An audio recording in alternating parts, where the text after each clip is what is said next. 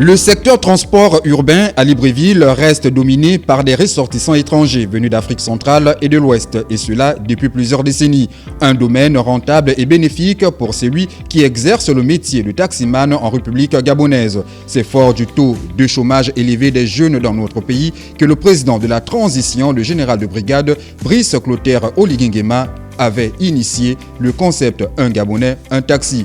Un concept, sinon une vision, qui vise la gabonisation du secteur transport, laquelle se matérialise aujourd'hui par cette première livraison des taxis Gab Plus. Au départ, c'était un projet, aujourd'hui c'est devenu une réalité. Donc c'est vraiment avec beaucoup de fierté et beaucoup d'honneur que je vais pouvoir desservir dans le Grand Libreville et aider justement nos compatriotes gabonais à mieux se transporter.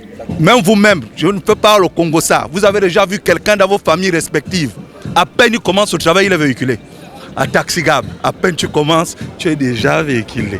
La gabonisation du secteur transport permettra, outre l'emploi des jeunes, la concurrence dans le dit domaine, car aujourd'hui, pour de nombreux Gabonais, se déplacer d'un lieu vers un autre demeure une véritable problématique au regard du coût que chacun propose chaque matin pour se rendre au travail par exemple. C'est donc dire que l'arrivée de ces nouveaux taxis pourrait, on n'a point douté, contribuer à faire baisser les coûts des trajets. Donc, je suis content, je demande à des jeunes Gabonais aussi de faire les dossiers comme moi. Nous saluons donc cette initiative du chef de l'État et de tout le gouvernement et de tout le monde du CTRI qui ont pensé qu'il fallait donner une chance à la jeunesse gabonaise. Vraiment, c'est à saluer.